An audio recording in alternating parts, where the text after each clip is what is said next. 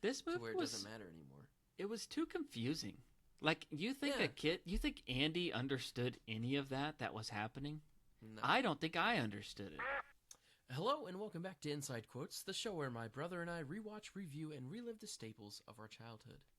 This is episode 148, and I'm your host, Jeremy. And with me today is my older brother, Jonathan. Jonathan, welcome back to the show. Quack, quack, everybody. It's great to be back here on Inside Quotes. And I just have to announce here, we've got our first sponsor here, Cowboy Crunchies. What? This is a Cowboy Crunchies production? Yeah, sponsored by Cowboy Crunchies, this episode of Inside Quotes. No, this here is a present that Jeremy got me. For those that are listening. Me, your brother. Yeah. Oh, okay. You'll have to check us out on YouTube, but we made a McKay's trip recently. A little cool, like, used movies, bookstore. And it's huge. It's the best place ever. And we found this Toy Story 2 Disney Store lithograph here. And it's got Woody, Jesse, Bullseye sitting down, watching Woody's Roundup. And I've already got a frame for it. I haven't hung it up yet. That's awesome. This was arguably a gift from one of my favorite frames of the whole movie. Yeah, it's so great. Like, that's such a good one.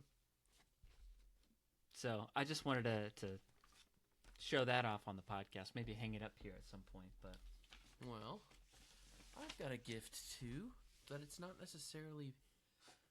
It's not from you, but it's not necessarily even Toy Story related. Other than that, it's purple. But I got a purple toolbox, miniature toolbox. Oh. From my brother-in-law, who I was a groomsman in his wedding recently. And he got everybody tiny toolboxes, and he was like, y'all can go back and get any color you want. And they had just came out with a purple one, so I thought having a nice purple toolbox would go really cool on this set. Yeah, that's awesome. Not as good as the one I got you, but I'm not trying to brag. Yeah. But anyways, Jonathan, Infinity awaits. Because this week, we are talking about the one Disney-owned movie franchise where the protagonist, played by Chris Evans, plays an older soldier who somehow lives for over 100 years and yet is still in his prime, frozen in time. I think I know where you're going with this. Tell me. Johnny Storm from Fantastic Four. Same character, right? Same exact character. Yep. Wasn't Disney at the same time. Mm-hmm. But yeah, there's a lot of similarities between here and there. There is. I noticed another one to that. Are we just going straight for that, you know? Do it, I guess. We're going to be talking, just to give the listeners a little roadmap for where we're going. We are going to talk about Toy Story spin-off shorts, specials, things like that, which will include the 2022 film Lightyear, starring Chris Evans. That will be our putting that one to the test, right? Yes, the IQ test segment. But while we're going out of order, might as well just get our thoughts. I just watched this movie. I just finished watching it. I didn't see this in theaters. But I did notice, one thing I thought about as far as Captain America connections with Chris Evans is I thought, because there was the character that was like his partner, that like she grew and got old, but then like he partnered up with like the granddaughter, and I felt like, didn't that happen in Captain America too? Like Peggy Carter got old, and then he like teamed up with her niece in Civil War or something like that. Yeah. Like it, so it was like another connection I noticed. I wasn't confident enough to bring that one up, but yeah, that makes sense. Yeah, that's crazy. And then he becomes an old, just like you're saying. Yeah. Spoilers for Endgame. This is like Marvel. This just came out. This came out after Endgame, so they can't hide. Yeah. So I don't know. Interesting. I did not understand that choice. But this does answer the question, like, if I wanted to see a Marvel movie, be Pixar. Yeah. It's like if you made it with AI. Like, typed in, make this Captain America, but, like, as Buzz Lightyear. maybe that's a good thing.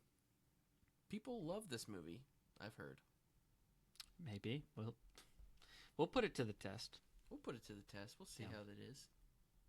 But let's go ahead and do our fantasy box office updates, though. All right.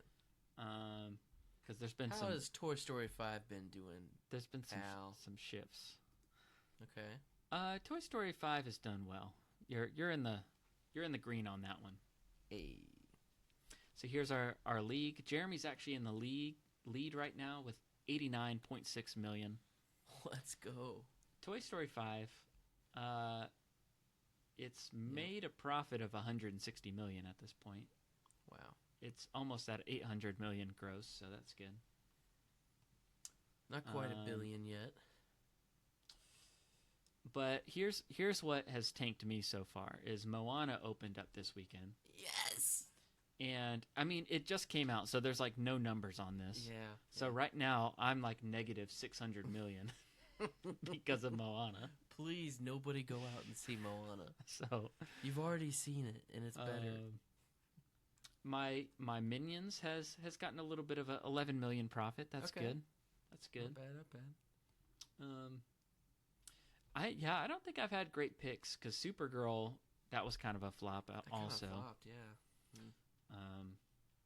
So I mean, really, Obsession is the one that has been driving all of my profitability anyway. I think you'll get some with the Odyssey and hoping so. Spider-Man. But you've actually had a few good picks here. Like, how's Young Washington doing since that came out? I saw that movie. Did I tell you? I saw it. Was it good? It was okay. Like I was entertained by it and I enjoyed it. It's not a great movie, but if you just want to see some Young Washington patriotic propaganda, this is for you. Hey, on the 250th. I learned something. I didn't know much about like the early George Washington life. So I actually watched a documentary about him recently. Yeah. I guess gearing up for if I were to ever see this show. But I heard they were giving out free tickets on July 4th. Because like, it's if an you angel went on July 4th, you could see it for free, which I feel like that changes the authenticity of the box office. Well, so yes and no. It's an Angel Studios thing, so they're doing this thing where if you go see it and you enjoyed it, pay it forward to someone else kind of thing. So I don't know how all that works. It's actually done like apparently it was a 20 million budget. It's made 26, but it has to do like a little bit more, to really make back the marketing costs. So, but I've already saw it. They've greenlit a sequel.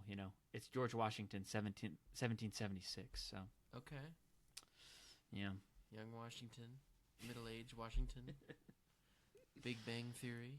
Mm-hmm. But everyone side of Georgie and Martha. Yeah, it wasn't terrible. The acting wasn't like that great, but it did have some big names in it. Like Andy Serkis was in it. Kelsey Grammer showed up. Ben Kingsley. Yeah, I saw him in the trailer for it. So hey, I'll see any presidential movie. Yeah, I mean, if you're, I know you love that kind of history anyway, so I think you would enjoy it at least. Yeah. I don't know how accurate it is, but. So I'm finally in the lead. Yeah. All right. Well, let's get on with this movie.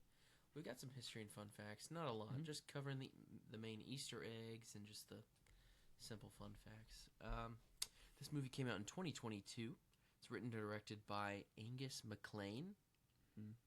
I've never seen him before. Well, in a Pixar movie. I wasn't really that familiar either, but he's been with Pixar for a long time. I mean, since pretty early on, just kind of, as an animator, story artist, that kind of thing, kind of moved up a little bit. I think he's on their Brain Trust Senior Creative Team or something now, but actually, I don't think he is anymore. I have an update. I think after this came out, I read this on Wikipedia just now, whether it's true. Him and Galen Sussman. If you remember Galen Sussman, We were very fond of Galen. She famously restored the edit of Toy Story 2 when it was accidentally deleted. Neither of them work at Pixar anymore, and people feel like it's due to their involvement in this movie. Oh, no. Like they were involved in the layoffs in, I don't know, a couple years ago. But he did direct some of the Pixar shorts. I think the Small Fry one that we watched. I think he did that one. I loved that one. I think that was my favorite. Okay. Yeah. We'll talk about that soon before the test, but yeah. But yeah, he had been with the company for a while, so I'll let you keep going. Nice. Well, it's rated PG. The tagline on the poster says, "Infinity awaits." It is 1 hour and 45 minutes long, and it's on Disney Plus as of this recording. As for Easter eggs, you could see the Luxo lamp constellation as he's going through space. The Pizza Planet truck makes his appearance on the base after they've crashed. And I had to look it up. Yeah, that was hard to see. I wouldn't have catch that. I didn't catch that one either. I looked all these up. Yeah. There apparently, I'll start saying allegedly. Allegedly, there is a green alien statue on the guy who replaced Hawthorne. His name was... I don't know. The big guy in charge after Hawthorne died. Zurg? No. I don't know. Anyways, the new general that shut down the program. Oh. Anyways, there's a green alien statue on his desk, or on his bookshelf. Oh, the guy in the post-credit scene? Yeah. And that guy is also holding a aquarium mug from Finding Dory. From that aquarium. He also has a Bernie trophy from Wall-E. So. And then, as far as the special Easter egg for the next movie, I believe it is Wade from Elemental, the water guy. But he's in. It's like a Wade water bottle in the vending machine that you could see. It's like on the label it says Wade. Yeah. It's very, very hard to see. But I think these were really ones you had to search out and put the pieces together. I feel like they weren't as obvious this go around. Also, did you know that the oxygen tanks in the movie are actually scream canisters used in Monsters Inc.? I did look that up, and I did comment while we were watching this that the Zurg bots or whatever, that that yellow metal was it seemed like the same metal consistency of those scream canisters. Yeah. So yeah, probably molded down from or the 2319. It's like a blend of those two things in Monsters Inc. Whatever the CDA. Sorry. Yeah, CDA. Yeah. What else do we got here?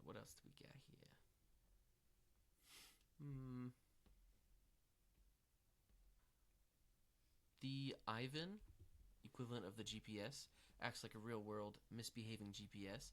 It's voiced by Mary McDonald Lewis, who's also the voice of OnStar's navigation system. Oh, so the original GPS lady. Wow. So that's pretty cool. Yeah, I didn't know that. That's pretty much all I got. Yeah. So that's okay.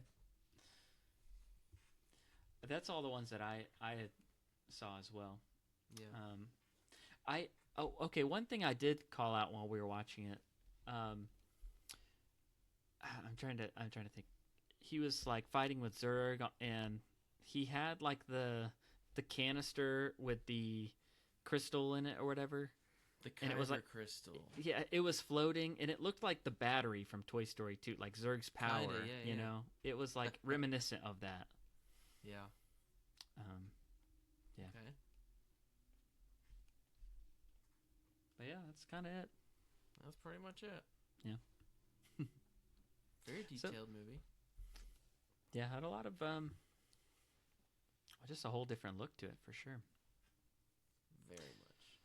So, what did you expect with this movie? Okay. Like, I feel like for me, I expected this to be sort of like, you know how like the Buzz Lightyear like lore and what we've seen in the past has been very much Star Wars heavy. Yeah. And I was really wanting it to be like basically an episode of the Clone Wars. Yeah. I kind of got that a little bit with this, so I'm not hating it. Mm-hmm. But yeah. Yeah. It was kind of a mix of like Star Wars and Star Trek. Just because of like the military Star Command aspect of it. I don't know. Mm-hmm. It seemed like, and then they're like stranded on a planet. You know, they're always going on these missions and a little bit exploring. Avatar-y. But, yeah.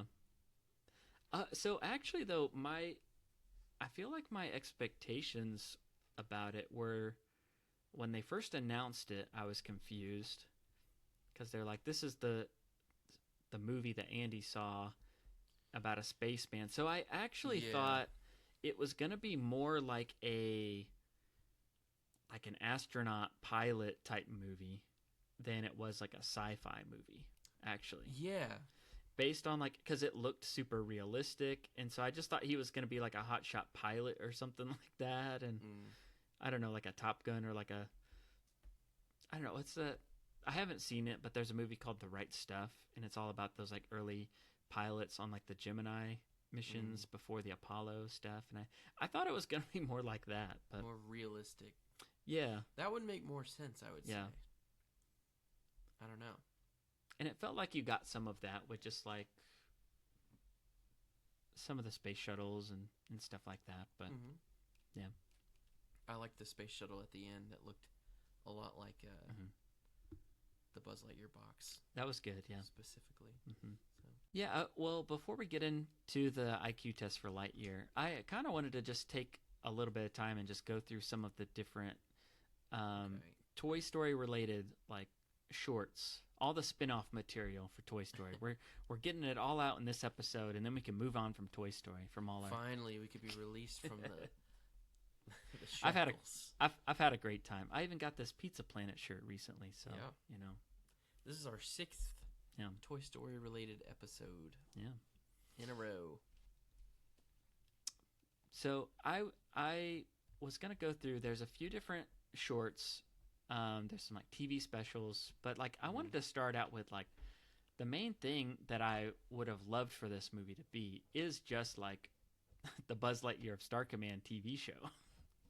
Yes. Okay. That's what I loved as a kid. I know it wasn't like, it was just Saturday morning cartoon stuff. It wasn't like very heavy on the lore, but I watched that all the time. Well, it was already there, you know? Yeah. Yeah, I loved it. And like, I feel like the lore is, or was, put into the Buzz Lightyear shooting ride in Disney. What is that called? It's like the Ranger Spin. Ranger Spin. Yeah. Something like that, Buzz Lightyear. Yeah. But I could be wrong on that. Yeah. It is more of that that's look, the one thing I didn't watch, I think. Yeah. It's hard. It's not on Disney Plus. It is something that like, it's like, is it canon anymore? Almost on purpose. Yeah. I don't know what the reason is for that, but I don't think it's ever been on Disney Plus. And they had the pilot episode was like a straight to DVD or straight to VHS, like 70-minute, like a few episodes crammed together pilot TV movie. So that was not a theatrical release. I don't think so. It just went to the stores. Weird. Yeah. And that one actually did have Tim Allen as the voice. But then when the show came out, it was Patrick Warburton. He took over that's right. The voice. That's right. I remember that. So I don't know. I could have used him in this movie too, but you know. Honestly, how great would that be? Oh man. But it is kind of hard to find, and the only thing that's like on home video is just that TV movie, like the intro. The Adventure Begins is what it's called, basically. So if you can find a VHS tape of that or a DVD, That's kind of, I guess it's online. I'm sure all those episodes are on YouTube or something, but it's one of those like the Tarzan show that just like never got put on Disney Plus or Cory in the House for that matter, but you know. Justice for Cory in the House, by the way. We haven't said that in a long time. Everybody needs to give that hashtag a relife. Yeah. Relife? New life. A new life, yeah. Man, Justice for Cory in the House. It's not even an election year. We can have it. It's not too political. Yeah. Oh, man. So, after Toy Story 3 came out, I was like, that's the perfect ending. I love it. But then they started putting out these, like, Pixar shorts, and I was like, this is perfect. You know, we just get these little glimpses into their lives. Yeah. Without, like, having a whole other movie. Like, I'm just good to keep doing it. Every now and then we see a short, and I get to see my favorite characters. How they're doing with Bonnie. Yeah. And then, but, like, you know, the series is concluded, and I was happy with that, you know. Yeah. So that's how I felt before they announced Toy Story 4. And then when they announced that, I was just like, I don't know about this. Oh, boy. But people have heard our thoughts on Toy Story 4. It's not all bad. We kind of liked it. Yeah. So, but there's a few shorts that came out post Toy Story 3, and the first one was Hawaiian Vacation. Did you watch this one, Jeremy? I did. Yeah. I thought it was a fun one. Like, I like all of these in between. In between 3 and 4. I like those because they really went and tried to figure out. They explored new concepts for new toys. Yeah. So this is like when the people go on vacation. What do the toys do that stay behind at the house? Yeah. Well, they have a staycation, of course. Yeah. Yeah, I'd be salty if Bonnie didn't take me to Hawaii also, but you know. Who goes to Hawaii on a winter vacation? I guess people do that for Christmas, but yeah, guess so. But yeah, Ken and Barbie try and like, you know, sneak into Bonnie's backpack at the daycare and try and go to Hawaii with her, but then she just leaves her backpack at home. So then Woody and the gang just kind of put on like a whole Hawaiian vacation for the two of them. And I thought it was cute. I thought it was funny. Just so they could have their first kiss. Yeah. I thought that Ham had some like really great lines in it. He was so funny. Was when he was the pig on his spit. Oh, yeah. Yeah. And he was like, yeah, I should have seen this coming. Yeah, I knew this would happen eventually or something. The classic, wow, pig. Yeah, I thought they all had. Well, I thought that one specifically had some really good moments with the classic characters, and I thought, Ham had better lines in that than Toy Story 5, so more screen time. That's true. That's true. Yeah. I mean, yeah, this is before the 2 movies of extra characters that stole the limelight for our boys. Yeah. The next one was Small Fry. We already mentioned that one. Small Fry, okay. And I do remember liking that one a lot. Yeah. It's a good concept of fast food toys. And not just like the ones that get thrown away, but the ones in the display case. And the Buzz Lightyear just wants to get played with, and he can't, so he takes matters into his own hands and jumps in the ball pit and tries to like replace Buzz while Bonnie's there. I also love these because we get to spend time with Bonnie. Yeah. And it doesn't hurt as much giving the toys away to Bonnie and never seeing them again at this point. Yeah. And I just love seeing her go all around to vacation or to the McDonald's or the chicken place, whatever. Poultry Palace. The Poultry Palace. That was an Easter egg, actually, because in the vending machine next to the Wade water, there was something that was like Poultry Palace brand. Oh, okay. That was another one I saw. Interesting. I thought it was funny, too, because I've gotten so many McDonald's toys through the years, so, like, all of those toys I've had some variation of, you know? Like the T-bone steak that, like, had the bend-em arms. Like, I had stuff like that. You had that? Not that toy, but I had, like, stuff just like that weird, was... like the Oreo with the arms. Yeah, it would be like... Dairy Queen. I thought it was like the Constitution on like quarters as Yes, wheels. that's I was so like, relatable. why doesn't this kid want to play with me? You know, I'm like history, but I'm wheels. I just Yeah. it was just the animator's chance to go wild with just like what is the dumbest toys you've seen in a Happy Meal. My favorite character was the grappling hook guy. Mm-hmm. He's like, so cool. At himself. Oh man. Yeah. So yeah, that's a top contender for me. Yeah. At least. And then Partysaurus Rex was the other. How did you feel? You didn't like this one? I like the concept of bath toys because there was a lot of lore with bath toys. I had a lot of action figures in my bath, but it was a little weird. It was like LMFAO era 2012 for sure. Like party rock anthem, weird stuff. So it definitely it was kind of stressful too because you feel like that it's about she's gonna flood the bathtub and everything, flood the house, which they did. But it's true, the bath toys, that's a whole different crew than like your regular bedroom toys, you know. So you gotta get the waterproof ones. So I did think that was a fun idea, and giving Rex some screen time, it was fun. Yeah, I'm happy with that one. Definitely the weirdest one of the bunch so far. Yeah.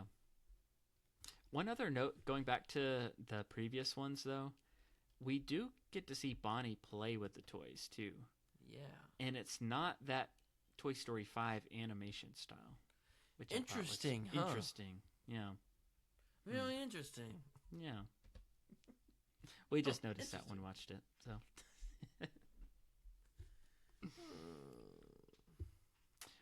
Lamp Life. Did you watch that one? Lamp Life. I did watch Lamp Life. Okay. That's basically Bo Peep's story. A deleted scene from Toy Story 4 almost? Yeah, almost. It was cute. I liked how it basically didn't leave the room, and it just kept her in the center of the frame the whole time. Mm-hmm. So it's kind of like a little stage show. I didn't think about it like that. Yeah. It definitely wasn't as funny as the other ones, but it was kind of like, I felt like it had some, it had some funny moments. Yeah. But and it made sense to me why they changed her look so much. They explained because the light bulb exploded and it lit her bonnet on fire, and that's why she has a dark hue to her head. Yeah. So there you go. Yeah.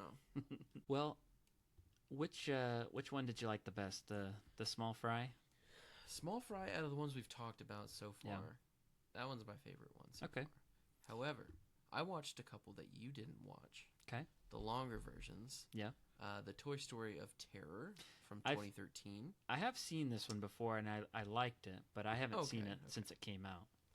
This one's really good because it focuses on Jessie's claustrophobia and how she can overcome that. But it's also just funny because they're just exploring a dirty motel. Yeah. And like the reason they're all in this situation, I love that they're just in the trunk right now, just watching a movie. They just get out of the suitcase and they're just watching a movie on a road trip. Like, that's so fun. And then they get to the hotel, and then while they're asleep, Mr. Potato Head's like, "What? I gotta go check out the amenities." Yeah. And so they're chasing him the whole time. But it's really good. I love that it featured Mr. Prickle Pants. Whatever his name is. Yeah. I love that especially the scene where Mr. Potato Head pulled his ears out so that he couldn't hear him. That was such a good funny. gag. Yeah. And then I also like it because there's Legos mentioned. Okay. There's a little bunny figure that like turned itself into a bridge. Yeah. For the toys. Oh, okay. So, yeah. It was pretty good. Yeah. And then 2014, The Toy That Time Forgot. Mm-hmm. That one, so good. Yeah, dude. I So don't think good. I've ever seen that one actually. It's like a Red Wall meets Toy Story, Okay. dude. So Bonnie is going over to her friend Mason's house, Mm-hmm. and Mason has this new video game system, and he's obsessed with it. It's kind of like Toy Story 5 a little bit, but and he's just like glued onto that. But it was like right after Christmas or something, and he had this whole collection of Battlesauruses, Battlesaurs, and though it was basically a gladiator movie with dinosaurs that didn't realize they were toys. Okay. And it was cool because like the leader was like didn't want the dinosaurs to realize they were toys, so he kept Mason on the video game constantly. And it was basically Trixie and Rex trying to fit in as dinosaurs so they get accepted. And then, oh, dude, it's so good. I loved it. I'll definitely check it out. So cheesy, so good. Oh man, but yeah. Sounds like that was your favorite of the... I think it was. Yeah. Okay. It was a good 20 minutes long. It was different. Yeah. And then what was the one that was right after Christmas, because they had a Christmas ornament that was like went along with them for the ride, and Trixie was trying to be like, I want to just be played with as a dinosaur. I never get that to happen. And then Bonnie comes and turns her into a reindeer. Oh, yeah. And then takes this random cat Christmas ornament angel and says, "You're my dinosaur." And so basically this little cat, he's just like just an angel, and he has like a trumpet, and he's playing like Christmas carols as the gladiator entrance is going on, and it's so funny. They have like a pit from 300. Yeah. But it's just like the AC vent. Oh man, so good. All right, I'll stop talking about that. Okay. But I think that's my favorite one. Cool. The toy that time forgot. And then there's more. There's a couple more. The TV show Forky Asks a Question, which came out right when Disney Plus popped out. Yeah. I watched one of those. I think I watched all of them. Yeah. It's the same thing. It's a YouTube channel for Forky. Yeah. Basically asking, what is a leader? What is a pet? What is reading? What is art? It's just it's good.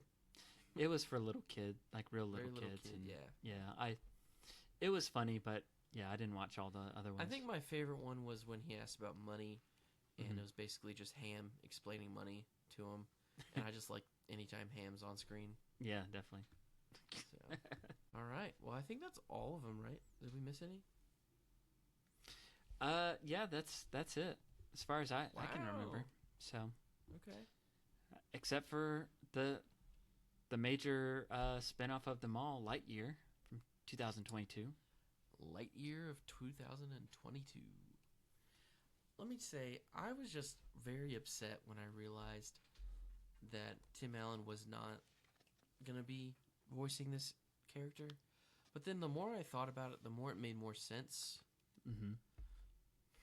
But I didn't need it to be Chris Evans either. Yeah. I don't know. Because a lot of people, their toys are voiced by the actors, but that's not always the case. Yeah, that's true. In fact, the Woody toys are voiced by Tom Hanks' brother. Yeah. So, I don't know. I don't think I would have picked Chris Evans as my Lightyear.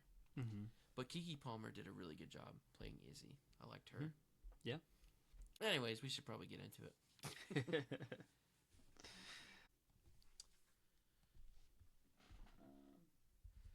All right, well, let's go ahead and get started into this IQ test for Lightyear. We have a test for our movie that meets our IQ standards. Movies must collect at least 7 points to be a staple, 10 points to become Stapliest, winning up to a total of 14 points given the bonus categories. But if it gets less than 7, so 0 to 6, it's a quack. You got a storyline for those who haven't seen it? I do. For those who haven't seen this, while spending years attempting to return home, marooned space ranger Buzz Lightyear encounters an army of ruthless robots commanded by Zurg, who are attempting to steal the fuel source of his ship. Hilarity ensues. That's right. Did it? Nah. I don't know if it did. We'll see. All right, well, let's get into this IQ test. We have a test for our movie that meets our IQ standards. Movies must collect at least 7 points to be a staple of our childhood, 10 points to become Stapliest of the staples, and winning up to a total of 14 points. Let's get started with test number 1, the quotable quotes test. Are you trying to get me to pull your finger? No. Oh, that's a quote. I didn't write that down. Sorry. Yeah. I remember that now, though. Yeah. Okay, well, you're trying to get... I wrote down that one, and then the follow-up to something. She's like, basically, Buzz just says, like, it's something your grandma and I used to do. She was just like, gross. Gross, yeah. That's some, low-hanging fruit there, but... I would say a lot of the quotes were very much low-hanging fruit. Yeah. I'll just say it. What I noticed with half of the ones that I wrote down, I would say half of the ones that I wrote down were only quotes because they were very forced and were repeated in the script. Okay. So, definitely like, I bought you 5 minutes. Yeah. Well, it's about to get real. Yeah. This is definitely a violation of my parole. Yeah. Laser shield. Like, it's like a forced callback. Yeah. I don't know if I appreciated them as much. Like, would they be so funny if they were just said once? I don't know. It was interesting. I liked seeing how they were going to incorporate, like, the Buzz Lightyear toys, like actual quotes, like, at the end he's like, not today, Zurg, but stuff like that. But again, those were just like quotes from the other movies. So the only other one that I wrote down, like, I didn't write down quotes from this. I didn't feel like they stood out that much, but it was Buzz says, nice job, elderly convict. And it was very reminiscent of Quiet That's Musical very, Hog. Yeah, that's very Buzz. That's very Buzz. I liked that one, but another one that I did write down was, so now it's the turnip? Why do you call it a turnip? Well, it looks obviously like a root vegetable. That was another genre of that. I just thought it looked like the ships on Geonosis in episode 2, Attack the Clones. Yes. You know what? The toy that time forgot is the gladiator scene on Geonosis. Oh, that's why you're gonna like it. Okay. Anyways, so now it's the turnip? Mm-hmm. I just wrote in parentheses next to it, boo, battle banter you just want to roll your eyes at. This isn't Avengers, Chris Evans. I can't stand it. It's so cringy. Let's talk about it. Yeah, I like battle banter. Like, now you want to call it a turnip? I laughed at some moments in this movie, but I did feel like it was just very cringy humor for a lot of it. Cringed up. And it's definitely just a reminder of just I don't know, like millennial humor maybe, or just like whatever the new generation of animators or writers. It just wasn't the same as like the people that wrote Toy Story. Actually, this isn't actually that funny. Yeah. It's like, this movie's quirky. Yeah, it did feel, I mean, yeah, this movie is supposed to be the movie that Andy saw in 1995. This tonally, I don't believe that for a second. This was not a movie that would have flown in 1995 for multiple reasons. But well, yeah. Well, yeah. You know, but just like the humor, this wasn't the type of movie that was being made at that time. No, and also, we've seen Andy's imagination and where that can take him. This is not the vibe of that movie. No, not at all. There was not like a cheesy. It was all like deeper villains. It was like the villain is actually himself. Spoiler alert. And like, I don't care about this. Nobody's gonna see this movie.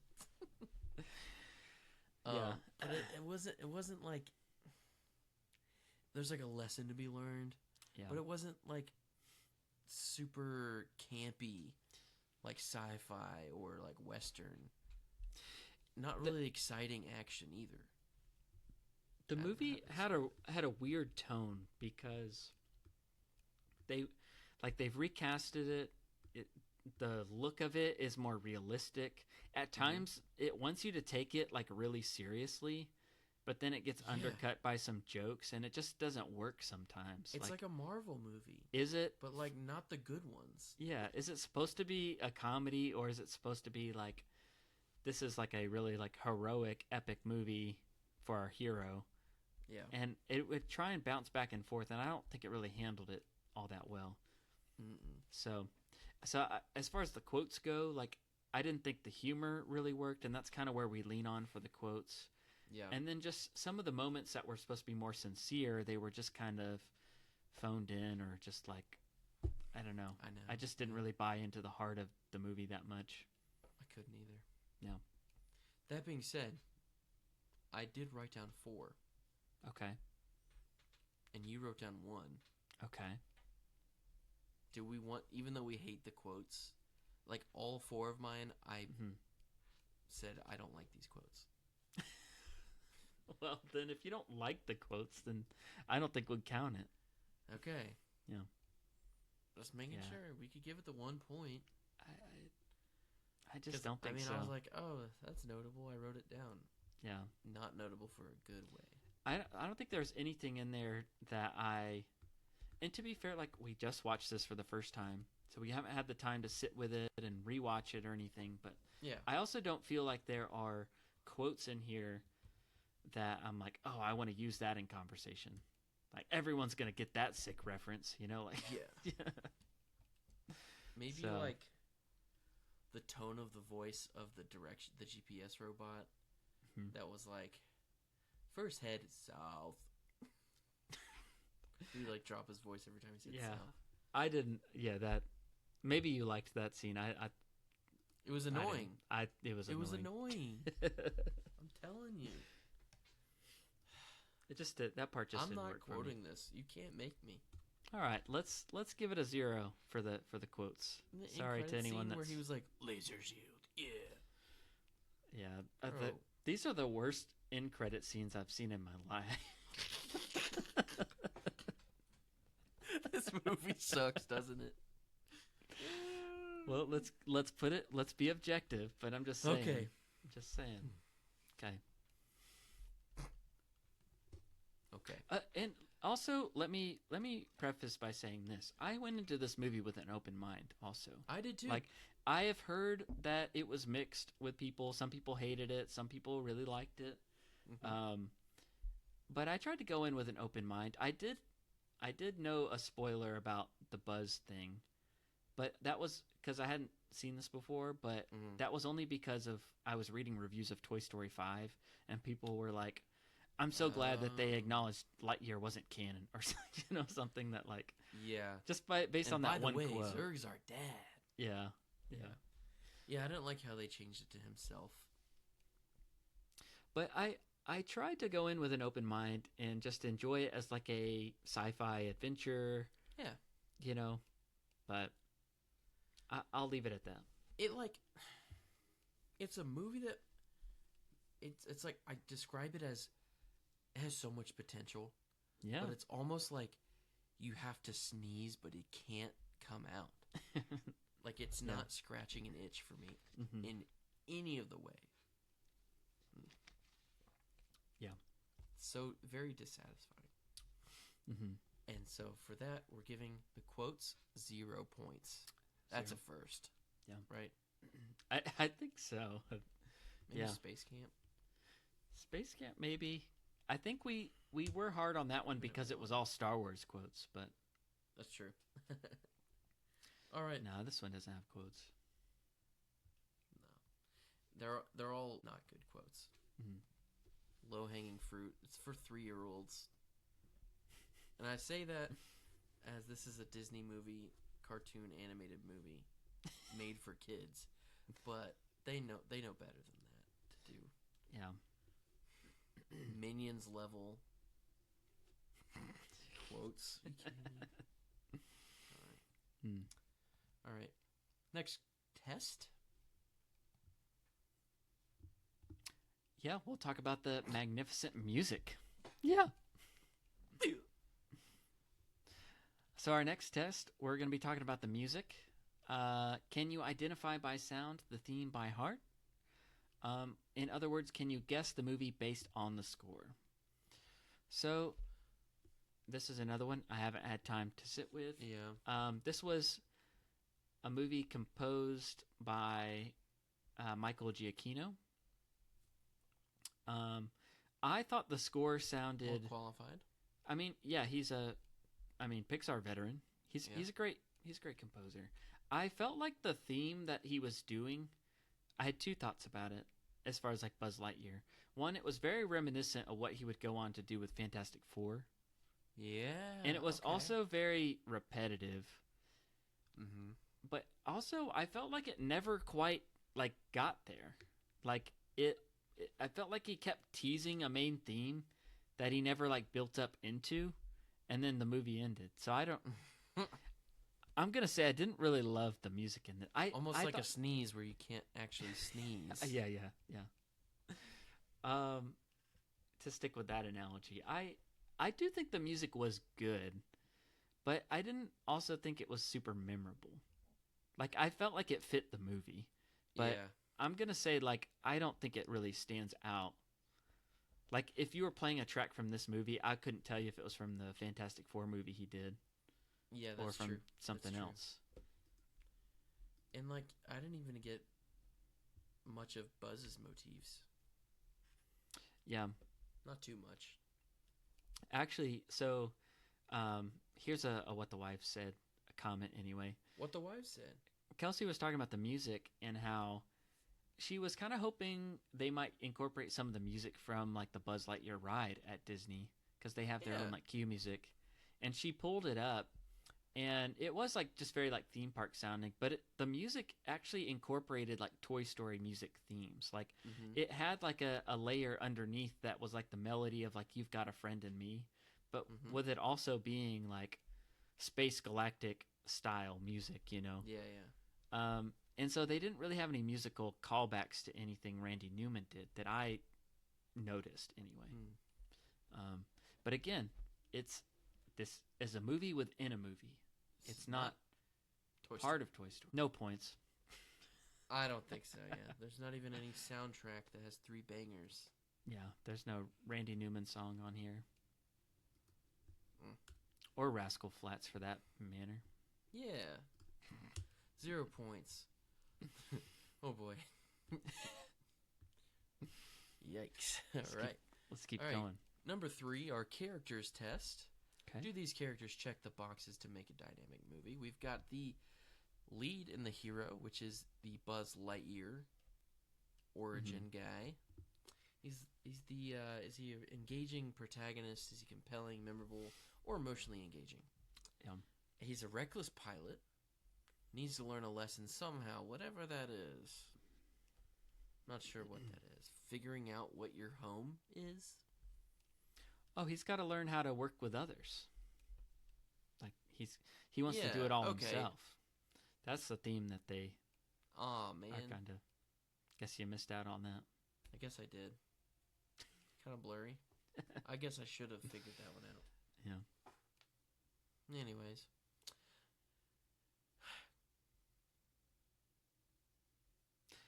Kind of like young Washington, huh? Kind of. I mean, Little you know bit. the history, so I do. yeah. Okay. What you mean? What? I know do you got some there? George W. Jeremy's pulling off the shelf some George Washington biographies. I've decided I've wanted to collect a presidential library, and I want to have at least one book from each president. Okay. Currently, I have to figure out Art of the Deal. Just kidding. Although I've heard that's a good if you're going to be a salesman. Yeah. All right, backtracking. So, Buzz Lightyear, he's the protagonist. I mean, I would go ahead and say he's good, but I also feel like you only care about him because he's from Toy Story. That's true. That's very true. But I do kind of... I actually like felt... that he has... Yeah. His, his purpose is, to be a space ranger with his best friend. Mm-hmm. I liked that. Yeah. And he's trying to right the wrong. He feels the guilt of stranding his all that his ship on that really planet. It's all his fault. And he even tries to turn in his badge, court martial himself, so that and it's where are you gonna go? What are you gonna do? That's I think that's my biggest gripe with the vibe of this movie is because the characters, everyone is so dramatic. Yeah. Yet also, their counter is so lethargic in response. Yeah. I'm taking my badge off. I'm court-martialing myself. Yeah. Finish the mission, Buzz. Yeah, pick it up. Come on, what are you gonna do? Yeah. It just didn't match. Nobody matched. You could tell everybody recorded separately. Mm-hmm. Yeah. Sorry. I guess just to talk a little bit more about the voice acting change too. I feel like no, let me say my thoughts. Let me save it for a little bit later. You have to? No, Okay. let me save it for the rewatchability section. Okay.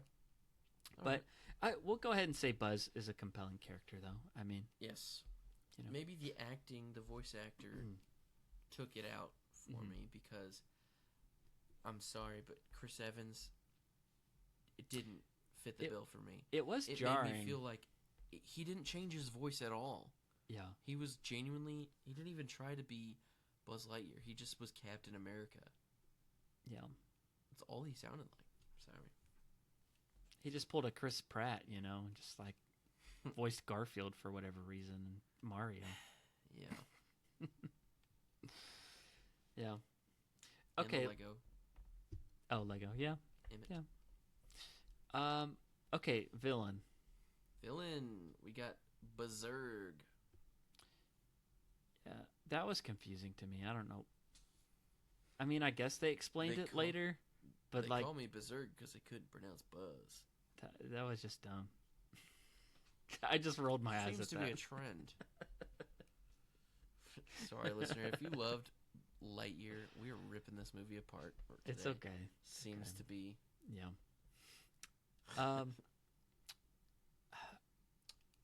I'm gonna go back and matter again, says Buzz. Who cares either way? Yeah. This movie, alternate timeline, no stakes, or the stakes are too high. This movie to where it doesn't matter anymore. It was too confusing. You think you think Andy understood any of that was happening? No. I don't think I understood it. No. I a simple villain like evil Dr. Porkchop. Yeah. I mean, it's just the whole movie is just Buzz's own personal journey to try and fix this wrong, I guess, and he's his own enemy. It's like this was made for adults, but explained to you like a child. Yeah. So it's confusing for both parties. That's why this movie bombed. That's why I feel like Zurg is I can't believe I'm saying it, but I'm not gonna give Zurg as a good villain in this movie. It's not even the real Zurg. It's just a cop out to try and be to do a twist. Yeah. So no, I don't think so. Lame. I didn't like it. Supporting characters. We've got Izzy Hawthorne. I put her as the support. But she's scared of space. How stupid. Yeah. It's like an Indiana Jones and Snakes kind of thing, I guess, but not as funny, I guess. Not as funny. It was just like, this is an annoying issue to have right now. Yeah. Just get over it. If you're scared of space, you shouldn't be scared of flying. Yeah. All right. I mean, I'm scared of space, but I don't pretend like I have a spacesuit on or be a space ranger. Nah, dog. I remember hearing that people really liked the Socks character. That was like the little cat, right? The robot cat. I was kind of mixed. There was times that I thought that it was cute and endearing, and other times I was like, this is just kind of a annoying character. This movie would not have progressed without this cat, though. That's true. Yeah. And I'm not saying that's a good thing or a bad thing, but like Socks was obviously the merchandise cash grab of this movie. Yeah. It's kind of lame, but he's cool. He's kind of like Goddard from Jimmy Neutron, only he talks to you. Not as cool. He has a gadget for every form of plot convenience that no one can... My problem with this character is that nobody can think for themselves, and they have to run everything through Socks like he's ChatGPT. I mean, yeah. And they can't move forward without him handling the situation. So you might as well just let him do it all. Yeah. I mean, he's the one who figured out the fuel thing after 62 years. Yeah. Yeah, I wasn't expecting this to go like Interstellar on us, this movie. That was not something I expected. Yeah, are you trying to explain time dilation to like a 5-year-old in this movie? What is happening? Yeah, it's so confusing. But yeah. But overall, I guess I liked Socks. Did you like the junior Rangers, that crew? I was going to say I liked the convict. I did not like Taika Waititi's character. Yeah. And I put him as the scene stealer. Yeah. I feel like that's also another Marvel trope, is having Taika Waititi voice somebody silly. True. Yeah. But like, he was the comic relief. He stole the scene, but I was not happy about it. It wasn't that funny. He had too many jokes, and none of them were funny. Yeah. None of them were landing. And that's just not what we're used to Taika Waititi performing as. It's just not. Yeah. Man, we're ripping this apart. It feels good. For a movie I've only seen once today. Yeah. Yikes. I'm glad I didn't see it in theaters. I know, and that's part of the problem too. It's just like it was just too convoluted of a premise to begin with. I have more to say on that. I'll save it. Okay. Ultimately, everyone is incredibly forgettable. Yeah. And we'll leave it at that. So I think I'm going to put 0 for this test too. I feel like we have to. I mean, we're being objective. I felt like this is so bad. Yeah. This might be our lowest scoring one. Wait, there's still a chance? I think that it'll get some points, but maybe not. Yeah. We'll see. Maybe I shouldn't be too presumptuous. But yeah, it could still get Stapliest. Okay. Or Stapling. All right. Let's do rewatchability. So, are you ready to move on? Yeah. Okay. So, this is the movies that we can watch over and over again. For us, that's National Treasure. For you, I hope it's not Lightyear. Because I don't really have plans to watch this movie again. Dog. NOPE. And I feel like I was watching Stranger Things season 5, and yeah, not the ending part.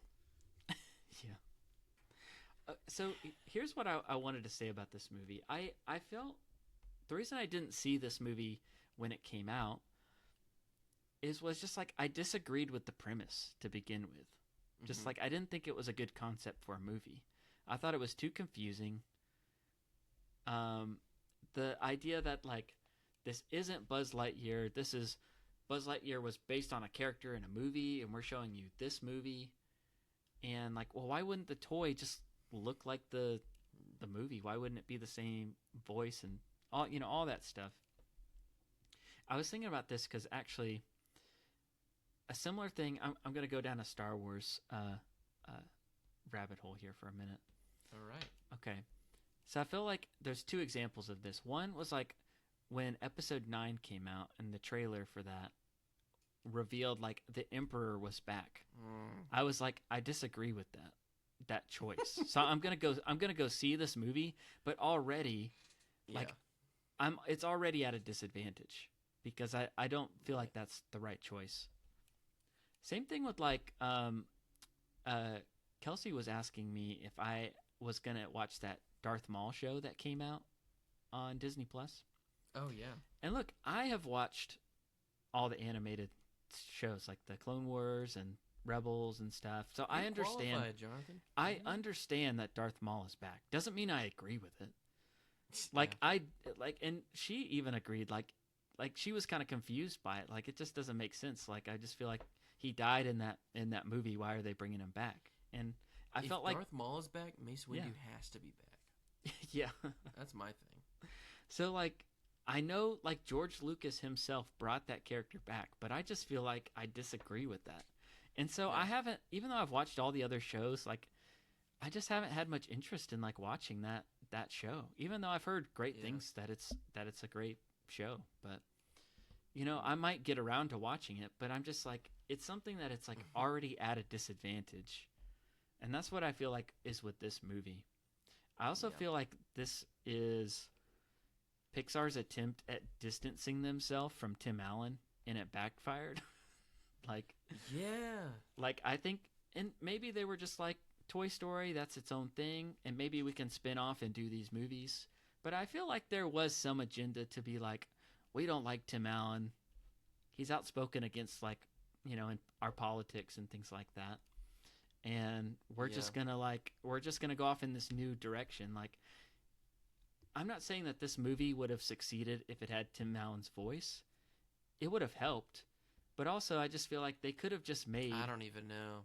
Yeah, I think they just could have made a straightforward Buzz Lightyear adventure. Yeah. Without it being as, like, convoluted as this. I don't know. Just be like, this is a spinoff. I think there's a way it could work if you recast it. Mm-hmm. And you rewrite it. Yeah. Like, the story just is confusing, and I don't like the choices with the story. The concept is confusing. The story is confusing. The choice of the actor is confusing because it's not the same guy that's been voicing him for 20 years. Like, right. Yeah. And if it's a toy, how hard is it to really even match the voice?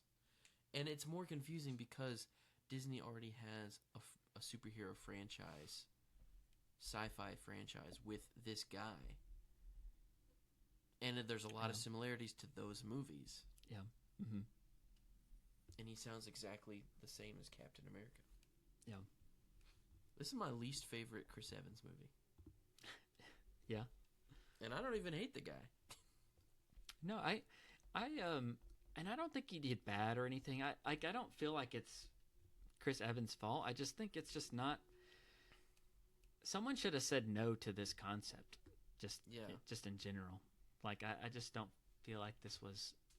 I don't want to be like, oh, this movie never should have been made. But, like, yeah, maybe I feel like they shouldn't have made this. Maybe they should Mighty Ducks Game Changers this sucker. Yeah. So, I don't think I would rewatch this movie. I just really didn't. I enjoyed actually the first half of it, but as it progressed, I just kind of lost interest in it. The more like dumb choices it kind of made, I was just like, I'm not that invested in this. I'm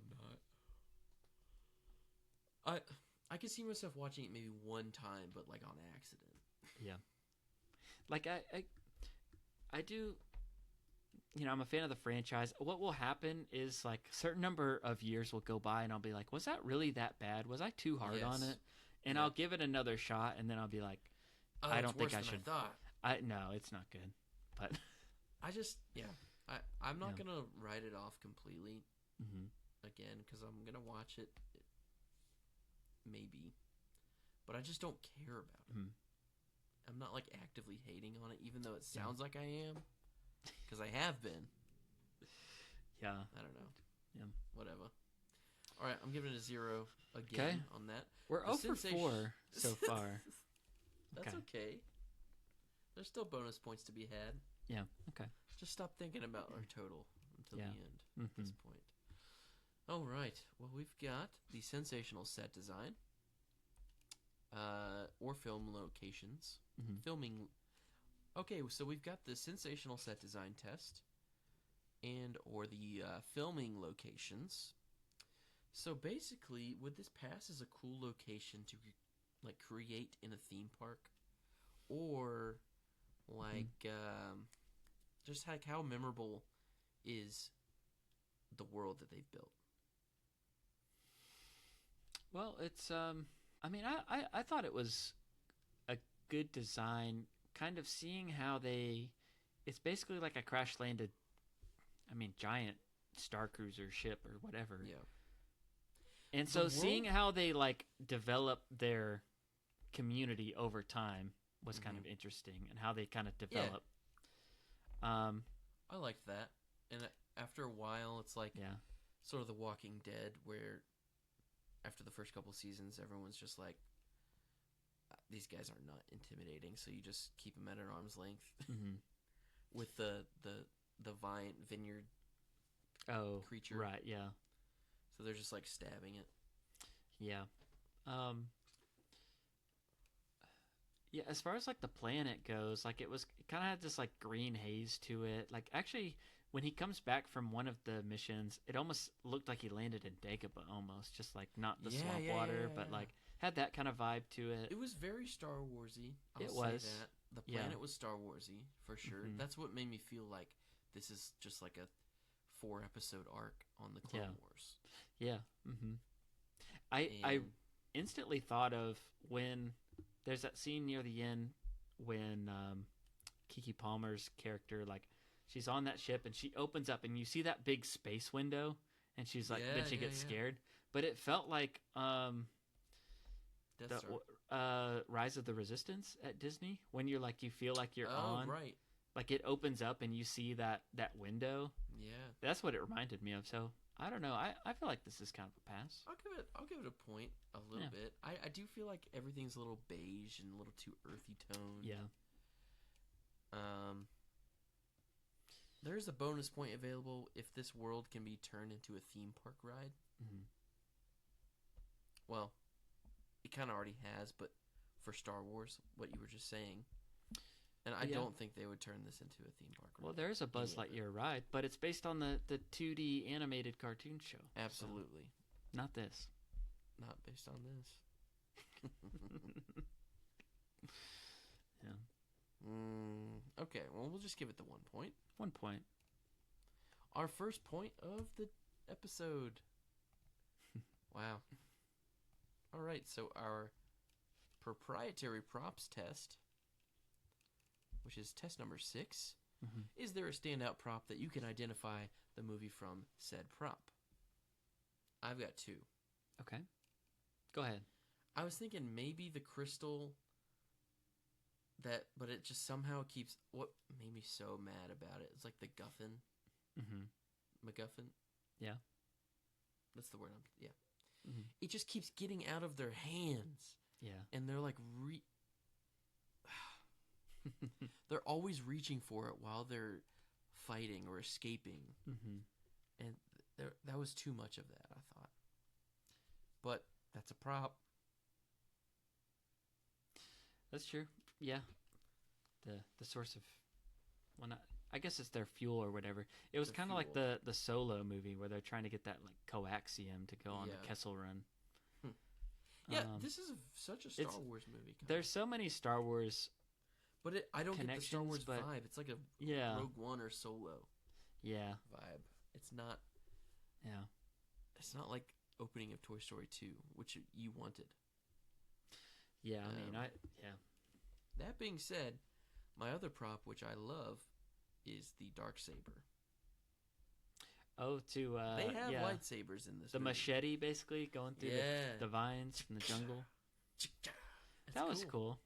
It's pretty cool. That was cool. So yeah, there's just a lot of like tech devices that I think of, or like I don't know. There was that thing that they like set down, that box they set on the ground, and it would like beam them up to Zurg's ship. Yeah. But I don't know. If I was gonna go with one, I'd probably go with that that weapon. Yeah. Darksaber thing. I actually I Googled Lightyear props, and like there's people that have made like versions of this. So okay.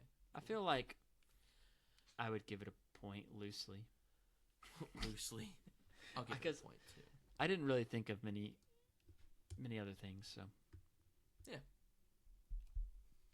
No, I'm good with that. Okay.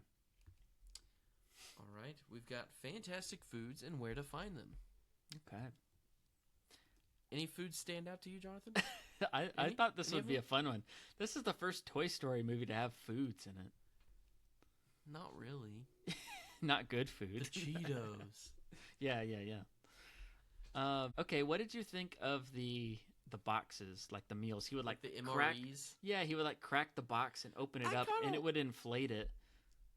It reminded me of like those like gummy pizzas or something like that. I don't know. Do you know what I'm talking about? When they make food that is just out of gummy material, that's what that looked like to me. Yeah, I think. I hate to say it, I would try that. Yeah. I would take that backpacking. Yeah, okay. I'm not intrigued. I mean, if it was there, I'd be like, you know what, I will try that. That's really weird. Mm-hmm. But I would try weird stuff. Yeah. I would not say I want to reach into the TV and eat it.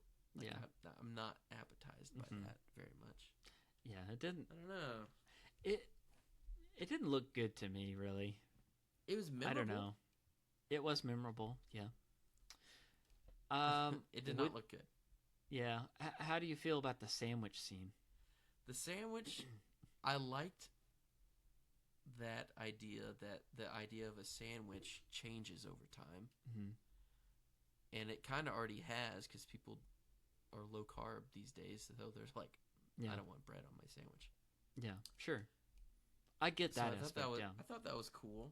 Yeah. But, like, did the food itself look really good? No, they described it as wet. Yeah. Like, and that's the best part. I just felt like I could feel it in my hands as they were eating it. Yeah. It was very detailed. I could feel it. The cold slide cuts through the package while it was... Nope. Yeah. I also just thought it was just such a weird scene. Like, the humor and, like, I don't know. You said you kind of liked it, but I kind of felt like that was just a weird moment of just like, this is just humor that isn't really connecting, I feel like, for me. I didn't find it as humor. I wasn't saying I liked the humor. I said I liked the idea that over time, the idea of a sandwich can change.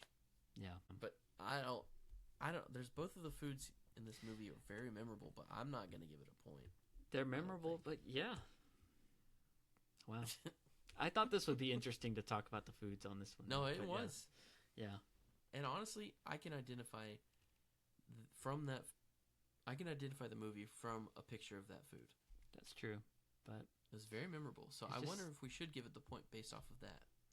Not based off of it. Do I want to eat it? I feel like it's got to be good though. Like you got to want to eat it. Yeah. Binging with Babish has to make it. Yeah. And make it well. Mm. All right. Nothing. All right.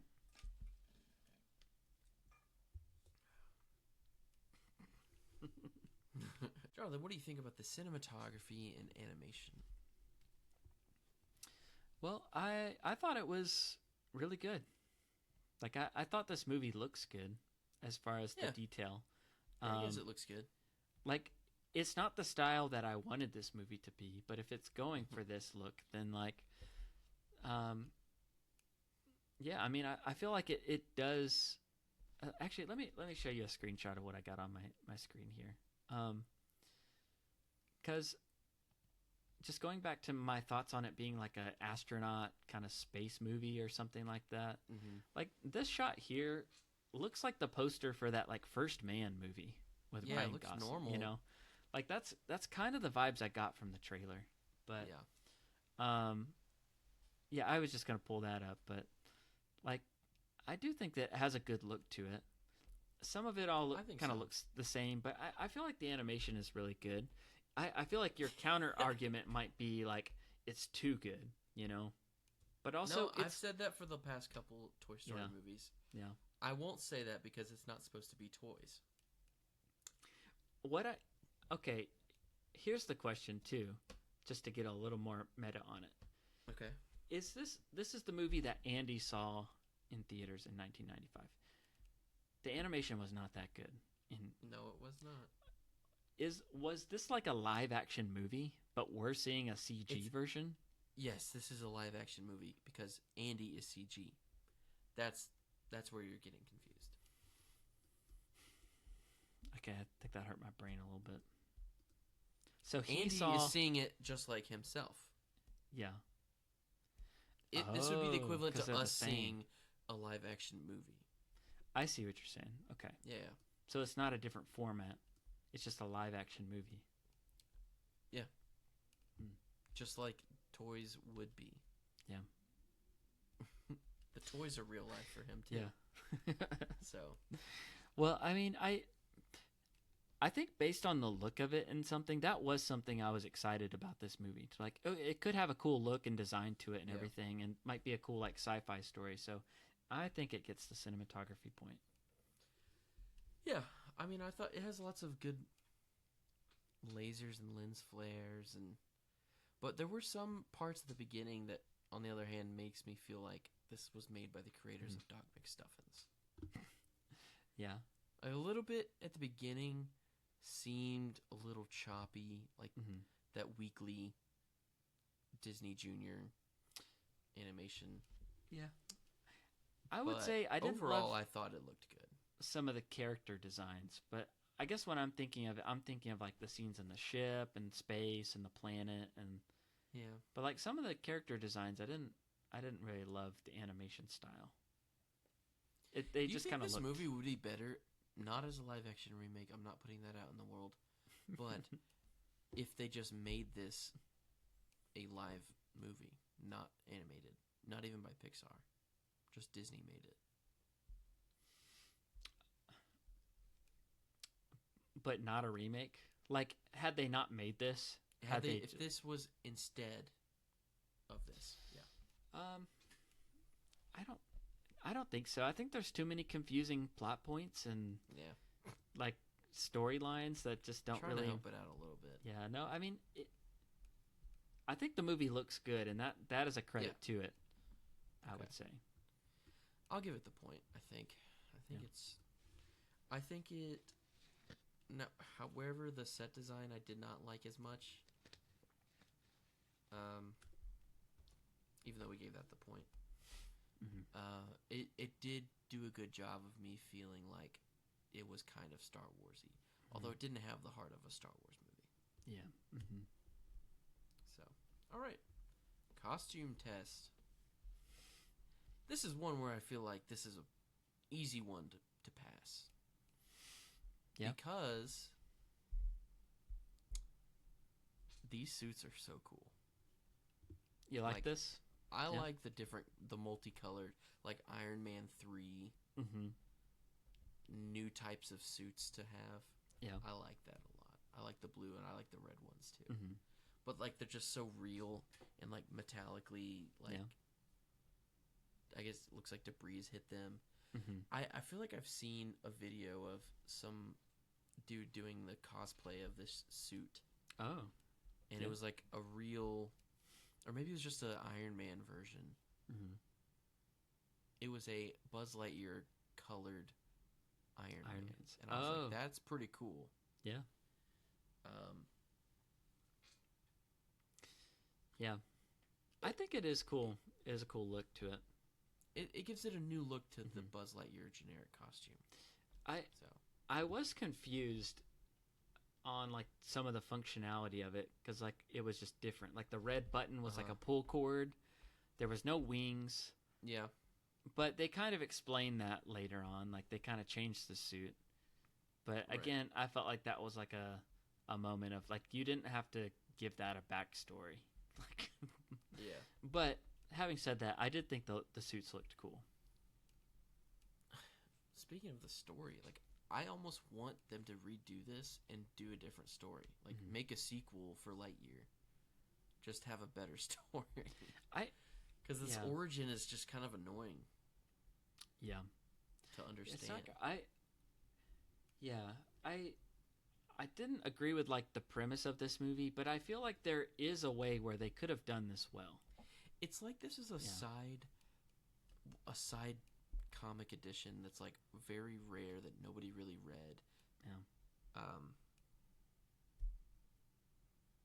What is the episode? Comics? What's the numbering system for comics editions?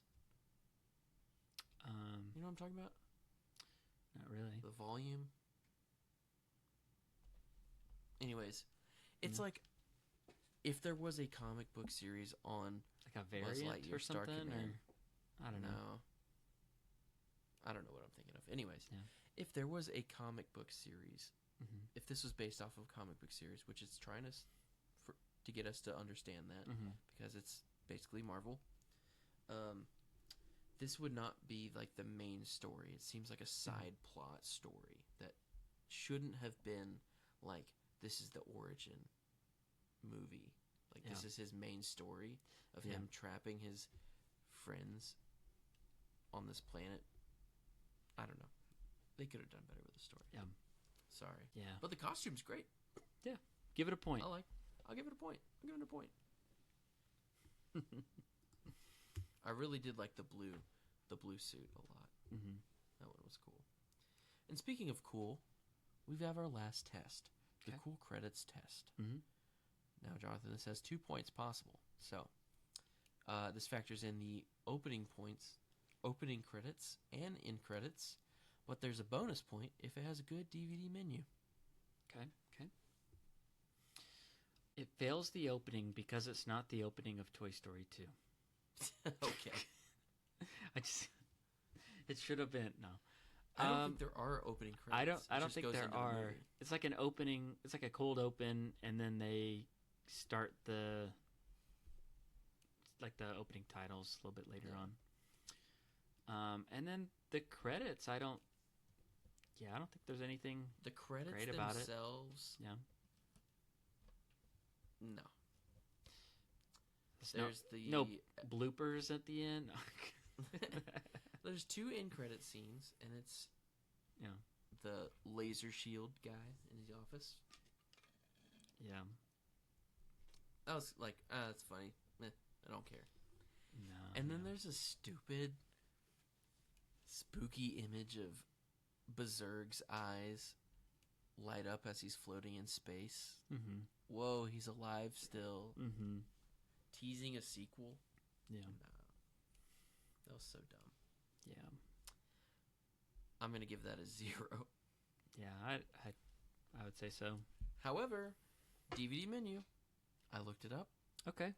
Yeah, it's boring. Okay. No, but it is good. I think it's passable because they tried. Okay. I feel like in 2022 you don't have to try very hard. Yeah, no one buys those except for me, Yeah. It still wasn't good, but it's basically a mission control screen where it has like the vitals of the ship and like the cat, but there's no like.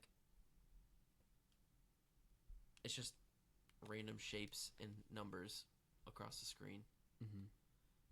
But they moving. Yeah. Okay. In this, but it's not like super exciting. But it's enough to get the 1 point, I'd say. Okay.